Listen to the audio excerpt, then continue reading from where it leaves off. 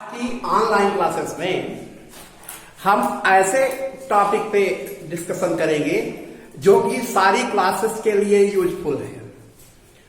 हम कोई भी क्वांटिटी है, एरिया, वॉल्यूम आदि, सरफेस एरिया और कोई भी फिजिकल यूनिट है जैसे फोर्स, वर्क, डेंसिटी, इन सब की यूनिट हम कैसे डिटरमाइन करेंगे।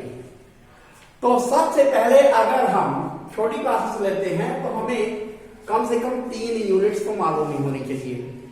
जैसे लेंथ की यूनिट, लेंथ का मेजरमेंट, लेंथ का मापन जो हम करेंगे मीटर से करेंगे। मास, अगर कोई हम सामान खरीदने जाते हैं, सब्जी खरीदने जाते हैं, गुड़ खरीदते हैं, शुगर खरीदते हैं, तो उसका वजन हम किलोग्राम या ग्राम में लेते हैं। तो हमें इसमें किलोग्राम को याद रखें हम। टाइम की जो यूनिट है वो आवर भी है, मिनट भी, लेकिन हम यहां पर सेकंड ले रहे हैं।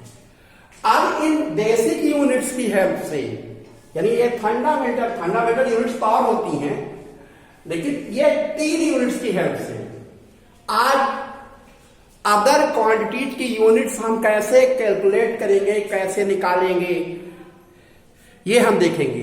क्योंकि अक्सर स्टूडेंट्स को ये प्रॉब्लम होती है कि वॉल्यूम तो निकाल लेता है, एरिया निकाल लेता है, यूनिट लिखने में उसको दिक्कत होती है।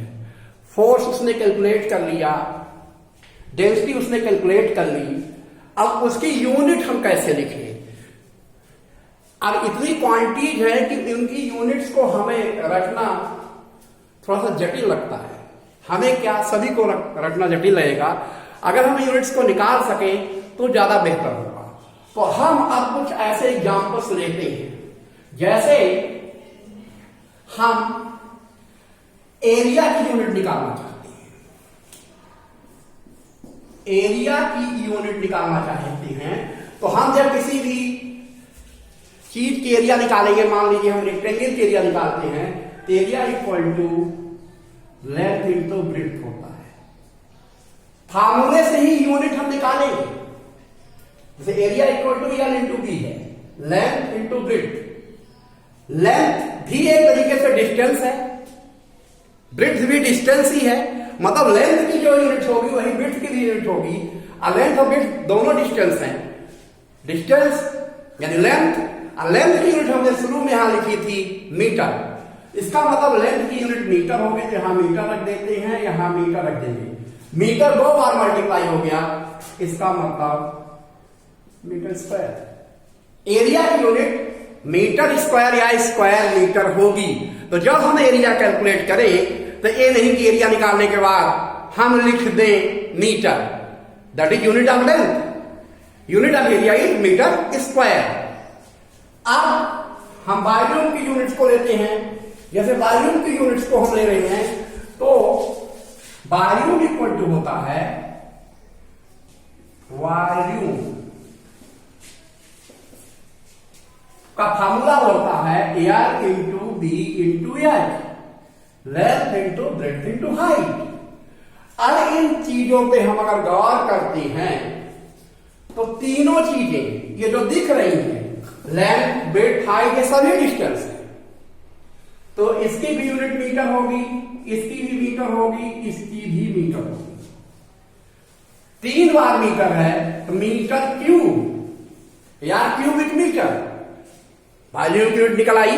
हमने केवल एक यूनिट की हेल्प से एरिया की यूनिट निकाली, वॉल्यूम की यूनिट निकाली। और ढेर सारे एग्जाम्पल हम यहां देखेंगे। जैसे हम मानते हैं कि हम स्पीड की यूनिट निकालना चाहते हैं। स्पीड इक्वल टू होता है फार्मूला डिस्टेंस अपॉन टाइम। जो 3 यूनिट्स हमने बताई थी उन्हीं की हेल्प से हम इसकी यूनिट निकाल लेंगे। डिस्टेंस की यूनिट मीटर, टाइम की यूनिट सेकंड। तो स्पीड की यूनिट हो गई metre per second. Distance upon time metre per second, मतलब यूनिट का डिटर्मिनेशन हम फार्मूले की हेल्प से कर सकते हैं। ये यूनिट निकल आई। अब हम और यूनिट देखते हैं, जैसे डेंसिटी। डेंसिटी इक्वल टू होता है मास अपॉन वॉल्यूम। तो वही चीज है, अब वॉल्यूम को भी हमें ब्रेक करना पड़ेगा, तोड़कर हमें उन्हीं तीन यूनिट में लाना पड़ेगा। तो जब इसको तोड़कर लाएंगे तो मास ही रहेगा, वॉल्यूम हो जाएगा यार इंटू बी इंटू एच। अब मास की यूनिट किलोग्राम, लेंथ की यूनिट मीटर, ब्रेथ की यूनिट मीटर, हाइट की यूनिट मीटर। तो ये kg per cubic metre, kg upon cubic metre. हमने डेंसिटी की भी यूनिट निकाली। तो अगर हमें लेंथ, मास और टाइम की यूनिट मालूम है, इस तरीके से हम अलग क्वांटिटी की यूनिट निकाल सकते हैं सहज ही। हमें रखने की जरूरत नहीं है, यह ध्यान रखना है कि हमें फार्मूला आना चाहिए। और हम कुछ हायर क्लासेस की तरफ बढ़े तो हम कैसे यूनिट निकालेंगे, जैसे ये एस्पिरेशन है। एस्पिरेशन वास्तव में change in velocity upon time, change in speed या वेलोसिटी लिख सकते हैं अपॉन टाइम। अब हम ये यहां देख रहे हैं कि चेंज इन स्पीड, स्पीड हमारे उन तीनों क्वांटिटी में नहीं है, ना लेंथ में है, ना तो मास में है, ना तो टाइम में। तो स्पीड को हमें आगे इनमें कन्वर्ट करना पड़ेगा। तो हम स्पीड के फार्मूले में जाएंगे। स्पीड का जो फार्मूला होता है वो होता है डिस्टेंस अपॉन टाइम। तो आगे जब एक्सेलरेशन इक्वल टू हम करेंगे तो हो जाएगा डिस्टेंस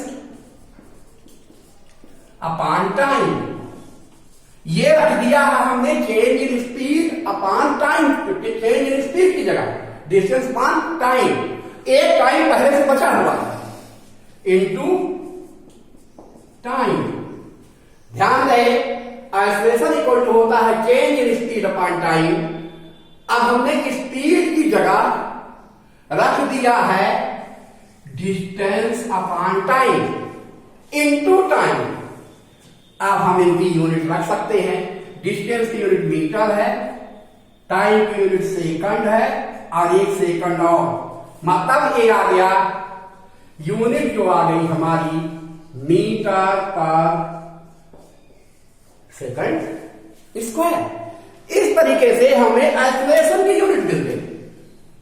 तो हमें यूनिट निकालने के लिए कुछ ज्यादा दिक्कत नहीं होनी चाहिए। हमें फार्मूले अगर याद है, हम यूनिट निकाल सकते हैं उनके फार्मूले की हेल्प से। अब जैसे हम छोटी क्लासेस में पेरीमीटर निकालते हैं, जैसे ये रेक्टेंगल है ए बी सी डी, ये 5 सेंटीमीटर है, ये भी 5 सेंटीमीटर है, ये 4 सेंटीमीटर है, 4 सेंटीमीटर। अब पेरीमीटर वास्तव में लेंथ ही है, हम इसको सेंटीमीटर ना लेके मीटर में ले लेते हैं। कोई फील्ड है तो मतलब अगर इन पेरीमीटर का मतलब होता है कि यहां से ये डिस्टेंस, ये डिस्टेंस, ये डिस्टेंस सबको प्लस कर दें, यानी 5 + 4 + 5 + 4 इक्वल टू 18 मीटर, क्योंकि ये डिस्टेंस ही है। ये भी डिस्टेंस है, ये भी डिस्टेंस है, ये भी डिस्टेंस है, तो 18 मीटर, मतलब पेरीमीटर की यूनिट मीटर होगी। अब जैसे हमें यूनिट निकालनी है फोर्स की,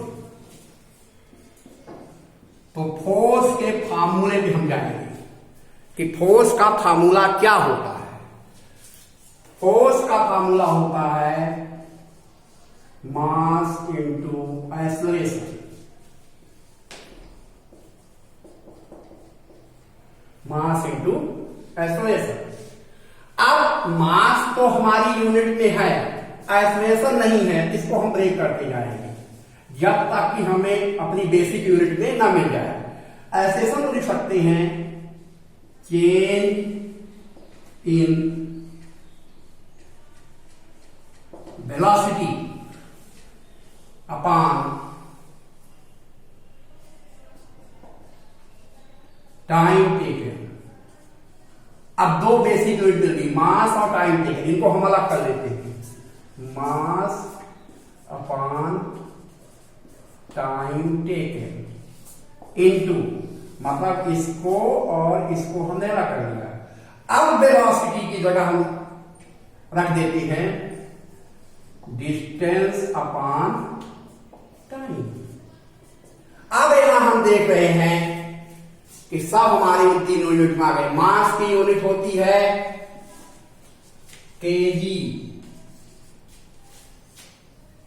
डिस्टेंस की यूनिट होती है मीटर, टाइम की यूनिट होती है सेकंड, और इस टाइम की यूनिट क्या होगी? सेकंड। अब ये चीज जब आ गई तो हम फोर्स की यूनिट जो निकाल रहे हैं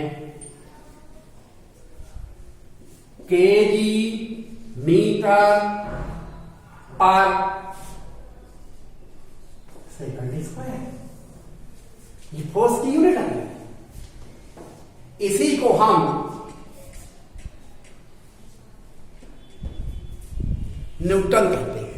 वो हायर क्लासेस में जो हम फिजिक्स में पढ़ेंगे तो उसमें डिस्कशन होगा, लेकिन हमने यूनिट कैसे निकाली है उसका बेस हमने केवल 3 यूनिट्स को माना है, मास को और लेंथ की यूनिट को और टाइम की यूनिट को। तो आज की क्लास में हमने वो उस चीज पे डिस्कशन किया है जो अक्सर हम ऊपर की क्लासेस में पहुंच जाते हैं, लेकिन हम जो बेसिक चीज है उसको भूल जाते हैं। तो उसे हमें अपने दिमाग में रखना है। अगर यूनिट हमने नहीं रखी हुई है, यूनिट हमें निकालना है, फार्मूला आता है, तो इसको हम यूज करके यूनिट्स निकाल सकते हैं। धन्यवाद।